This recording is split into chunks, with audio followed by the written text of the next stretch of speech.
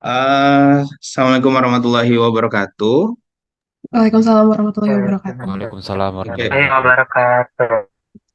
selamat datang kembali di mata kuliah struktur tumbuhan. Jadi, hari ini tentu saja kita akan melanjutkan topik kita di minggu lalu. Jika minggu lalu kalian masih ingat nggak? Minggu lalu belajar apa? Organ reproduksi ya. Jadi minggu lalu kita belajar organ reproduksi baik jantan maupun organ reproduksi betina. Sebelumnya saya coba share dulu. Oke, apakah sudah terlihat slide-nya? Sudah, Pak. Sudah, Pak. Oke. Baik, hari ini topik kita itu tentang polinasi dan fertilisasi. Oke. Jadi setelah sebelumnya kalian belajar tentang organ reproduksi baik jantan atau betina, maka tahapan berikutnya adalah kalian harus tahu peran dari kedua organ reproduksi tersebut. Peran dari organ reproduksi tentu saja berkaitan dengan proses regenerasi. Proses regenerasi itu tentu saja dapat terjadi setelah adanya proses fertilisasi atau pembuahan. Dan pada tumbuhan, sebelum terjadi pembuahan atau fertilisasi, itu harus didahului terlebih dahulu dengan proses polinasi atau penyerbukan. Berikut adalah CPMK untuk topik kita hari ini. Jadi masih sama secara umum, yaitu mampu mengaitkan struktur anatomi dan juga morfologi, baik organ vegetatif maupun organ generatif, dengan peran organ-organ tersebut bagi kelangsungan hidup tumbuhan. Adapun untuk yang sub CPMK-nya, yaitu diharapkan kalian mampu menjelaskan struktur morfologi dan anatomi baik organ vegetatif maupun generatif pada tumbuhan. Untuk kali ini fokusnya pada organ generatif. Adapun tujuan pembelajaran kita adalah kalian mampu menjelaskan bagaimana proses penyerbukan dan pembuahan dapat terjadi pada tumbuhan, khususnya tumbuhan berbiji tertutup atau angiospermae. Oke, sebelum kita melanjutkan apa itu polinasi, apa itu fertilisasi, di sini saya coba dulu merefresh ya, merefresh pemahaman kalian di pekan sebelumnya tentang organ reproduksi. Jadi seperti yang kalian bisa lihat di sini, uh, oke. Ini adalah organ reproduksi pada tumbuhan, yaitu pada tumbuhan berbiji, yaitu angiospermae. Pada angiospermae, khususnya pada bunga yang lengkap seperti ini, kita bisa menemukan baik organ reproduksi jantan maupun organ reproduksi betina. Organ reproduksi jantannya itu merupakan stamen, sementara yang betinanya itu adalah si ovarium yang sebatas ovul. Untuk pemahaman organ reproduksi jantannya yang berkaitan dengan topik kita hari ini, saya ingin kalian fokuskan kembali atau refresh kembali pemahaman terhadap struktur ini. Ada yang masih ingat nggak? Ini struktur apa ya? Kanter. Oke, good. Anter.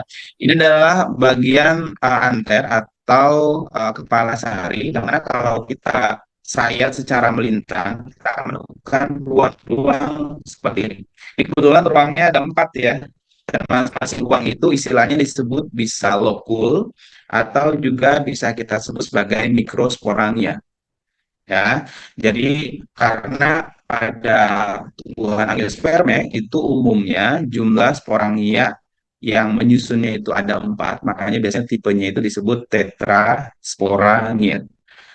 Ini eh, gambaran umumnya bagaimana nanti struktur antar tersebut akan mengalami perubahan-perubahan seiring dengan eh, bertambahnya jumlah dari si mikrospora yang terbentuk di dalam setiap mikrosporanya.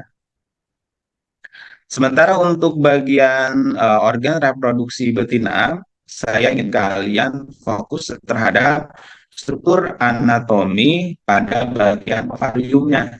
Nah, berkaitan dengan proses fertilisasi, maka kita akan fokus pada fullnya. Kenapa? Karena nanti sel-sel gamet yang dibawa oleh mikrospora atau polen itu nanti yang akan dimasuki bagian full ini. Selain kantung embrio, kalian juga fokus pada bagian ini, mikrofil. Mikrofil itu adalah celah yang nanti akan menjadi ruang atau tempat masuknya bulu sari pasca polinasi.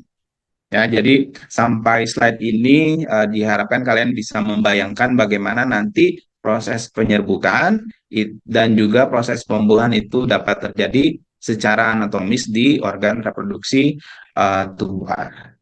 Itu saja untuk proses refreshnya. Semoga kalian ingat kembali. Nah, sekarang kita masuk ke topik kita hari ini. Topik kita hari ini tentang polinasi dan fertilisasi. Kita awali dengan proses polinasi terlebih dahulu. Polinasi atau pembuahan itu sebenarnya istilah umum yang sebenarnya kalian sudah sering dengar nih sejak SD ya. Jadi harusnya sudah tahu. Coba ada yang masih ingat apa itu penyerbukan? Siapa yang mau jawab? Mungkin saya, Pak, izin Ya, menjawab. silakan. Ya. Polinasi itu proses jatuhnya serbuk sari ke kepala putik ya, Pak. Proses jatuhnya serbuk sari Serbuk di sari atas kepala putih. kepala Oke, putik. good. Terima kasih Firza untuk jawabannya. Jadi nanti bagaimanakah si serbuk sari itu bisa jatuh di atas kepala putik itu bisa terjadi karena berbagai macam hal. Ya, berbagai macam hal ini kita sebut kemudian sebagai agen penyerbukan. Agen penyerbukannya ini bisa berupa angin, bisa berupa serangga, bisa bahkan manusia dan lain sebagainya. Jadi istilah-istilahnya itu akan banyak sekali. Tapi poinnya adalah siapapun agen penyerbuknya, intinya jika serbuk sari dari suatu tumbuhan sudah tiba di atas kepala putih tumbuhan lain yang sejenis khususnya, maka proses penyerbukan sudah terjadi. Oke, em, kita mulai jauh sebelum serbuk sarinya jatuh ya. Jadi kalau misalnya di penyerbukan adalah jatuhnya serbuk sari di atas kepala putik, yang menjadi pertanyaan adalah bagaimana si serbuk sari ini bisa keluar dari bagian anter gitu ya. Makanya tadi di awal saya meminta kalian untuk mengingat kembali bagian ini, komponen-komponen ini, bahwa di dalam jaringan, sebentar, oke, di bagian mikrosporangium kita akan menemukan jaringan sporogenus. Jaringan sporogenus itu tadi akan membentuk sel induk mikrospora. Sel induk mikrospora nanti akan mengalami pembelahan mitosis, pembelahan meiosis, hingga kemudian terbentuklah sel generatif yang akan membentuk atau terkandung di dalam setiap mikrospora tersebut. Semakin tumbuhan tersebut tumbuh dan berkembang, terjadi proses pematangan, maka proses pembelahan sel, proliferasi pada mikrospora ini akan bertambah banyak. Jadi bayangin aja, kalau misalnya mikrospora atau lokul itu adalah suatu ruang, di dalam ruang tersebut terdapat mikrospora atau sel yang terus membelah, berarti otomatis juga secara kuantitas jumlahnya akan bertambah kan? Saat jumlahnya akan bertambah, maka akan ada kemungkinan bahwa terjadi penekanan ke arah luar. Jadi sel-sel di dalam itu akan mendesak, gitu ya. Itu kalau misalnya kita lihat dari sudut pandang pertumbuhan dari mikrosporanya. Nah, kemudian pada proses pematangan antar yang harus kita perhatikan juga adalah pada bagian dindingnya. Jadi pada proses pematangan dinding pada anter itu juga mengalami penebalan. Jadi baik itu epidermis, khususnya bagian endothelium dan juga middle layer, nanti dia akan mengalami proses penebalan. Tapi ada satu daerah yang sel-selnya, daerah di bawah epidermis yang sel-selnya itu tidak mengalami penebalan. Nah, daerah itu disebut dengan istilahnya stomi. Makanya secara umum akhirnya stombium itu fungsinya sebagai apa sih? Stombium adalah menjadi tempat terpencarnya atau keluarnya mikrospora pada proses penyerbukan gitu ya. Kenapa bisa proses penyerbukan pemencarannya itu harus di daerah stomium ya tadi karena hanya di bagian stomium inilah sel-selnya itu tidak mengalami penebalan. Jadi kalau ada yang tebal, ada yang tipis, maka otomatis yang akan mudah hancur adalah bagian yang tipis. Nah, kebetulan di bagian tipis ini adalah si stomium. Ya, jadi kebayang ya, jadi banyak proliferasi sel mikrospora di dalam setiap lokul, makin banyak. Jadi kalian perhatikan di sini, nanti antara lokul satu dengan lokul yang lain itu ada sekat atau ada pembatas. Nah, pembatasnya itu disebutnya dengan istilahnya septum. Jadi nanti septumnya karena saking banyaknya sel, septumnya itu akan hancur sehingga akhirnya mikrospora dari satu lokul itu bergabung dengan mikrospora dari lokul yang lain. Jadi makin gabung, ruangannya makin besar, saking besarnya kemudian keluar hingga kemudian terjadi pemencaran atau istilahnya disebut sporulas. Nah, ini adalah gambaran secara anatomi kandungan sel yang terdapat di dalam mikrospora yang terpencar, gitu ya. Jadi seperti tadi sudah saya sampaikan bahwa setiap mikrospora di dalam tumbuhan itu akan mengalami proses mikrosporogenesis yang akan membentuk dua sel uh, utama.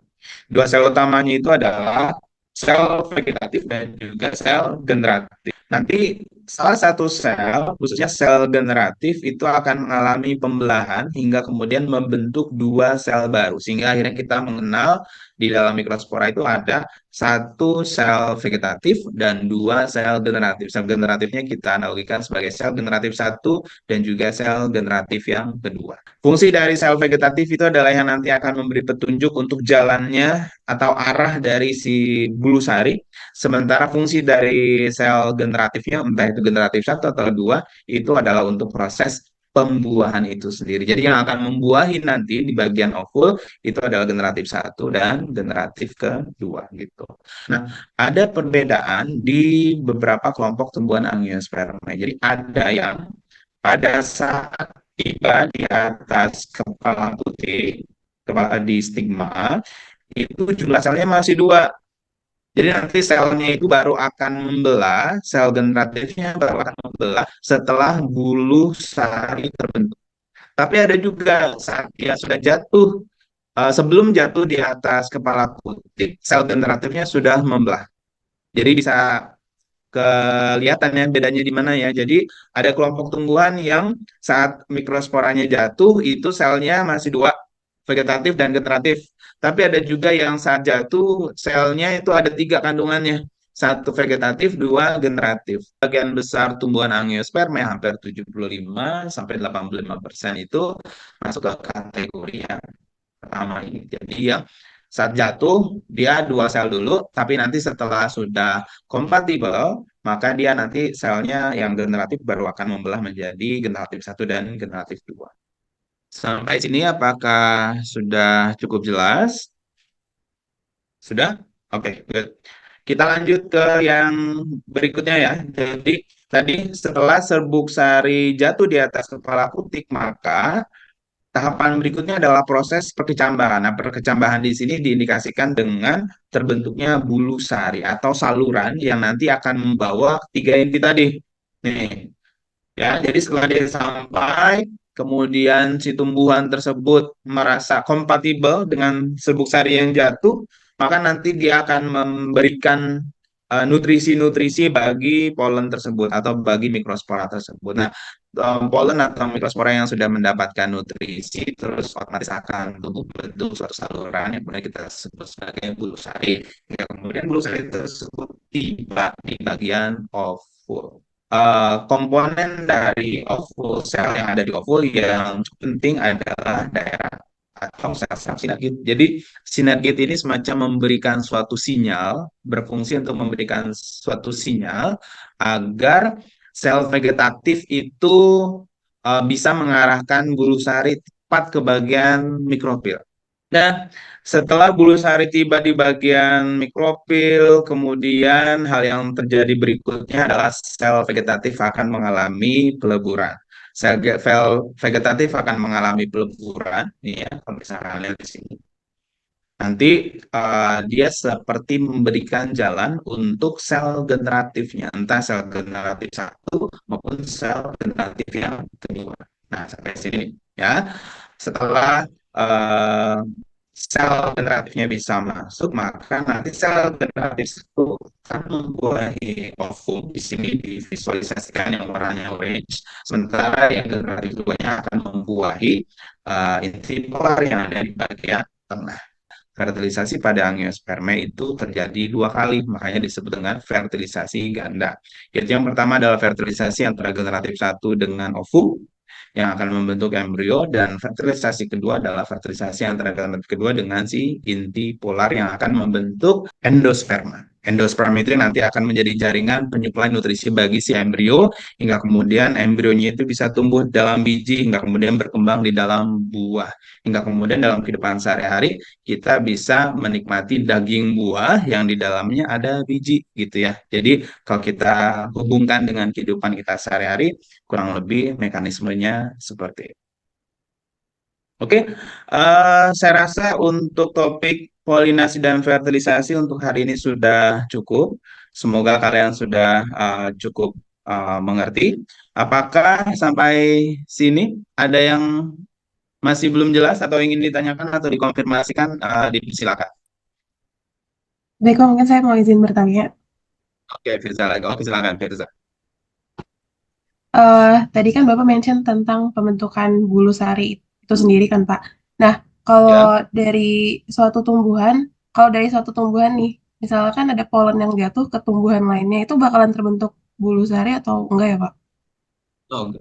Ini pertanyaan yang bagus ya, karena kalau misalnya kita lihat dalam kehidupan sehari-hari kan, em, bunga angiosperma itu kan banyak ya. Nah, masing-masing kadang memiliki waktu mekar yang sama, waktu matang organ reproduksi yang sama, sehingga kalau misalnya kita fokus ke bagian sporulasinya, maka saat terjadi sporulasi oleh berbagai macam jenis tanaman atau bunga, maka visualisasinya visualisasinya adalah di udara, di atmosfer itu akan banyak sekali polen dari berbagai macam jenis tanaman. Pertanyaannya, saat berbagai macam jenis polen itu jatuh di atas suatu stigma, misalnya stigma ini adalah tanaman A, tapi ternyata tanam yang jatuh di atas stigma tanaman A tidak hanya dari tanaman A, tapi dari tanaman A, B, C, D, E. Pertanyaannya, untuk yang B, C, D, E bisa membentuk bulu sari juga atau enggak? Apakah seperti itu maksud pertanyaan Firza? Betul, Pak. Oke. Jadi pada tumbuhan nanti ada istilahnya itu adalah inkompatibilitas seksual, ketidakcocokan seksual. Jadi itu adalah salah satu cara untuk suatu tumbuhan itu mempertahankan generasinya. Saat tanaman lain serbuk sarinya jatuh di dalam stigma tumbuhan A, maka tumbuhan A tersebut tidak akan mengenali polen tersebut.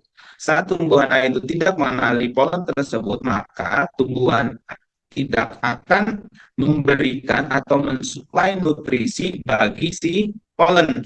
Seperti dari tanaman lain ya, seperti kalian tahu di sini ya. Jadi saat polen itu jatuh, maka nanti polen akan mengalami proses pengeringan. Jadi dia kering.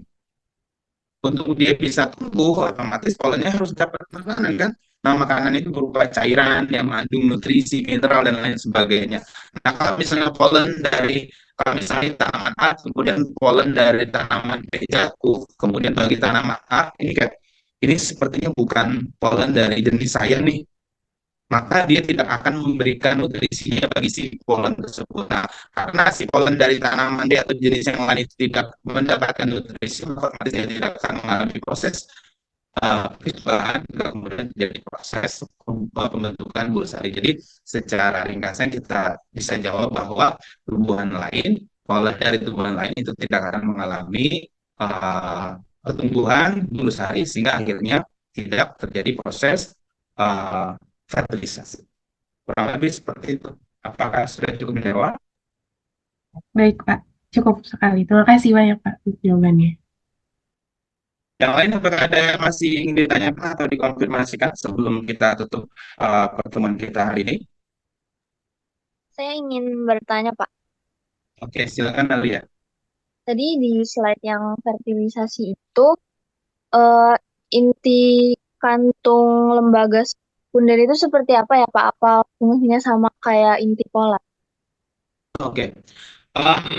Ini kan masih tahun pertama ya. Oke, jadi masih dekat, masih tahun lalu masih di sekolah lah ya. Jadi kalau di sekolah itu biasanya informasi untuk yang fertilisasi keduanya itu adalah fertilisasi antara peleburan antara generatif kedua dengan inti kandung lembaga sekunder. Lalu di sini yang mana inti kandung lembaga sekunder? Jadi pada tumbuhan angiospermanya itu saat sebelum terjadi pembuahan yang kedua dari generatif 2 ke bagian inti polar, maka nanti sebagian besar tumbuhan angiospermanya itu dua inti polarnya akan melebur terlebih dahulu.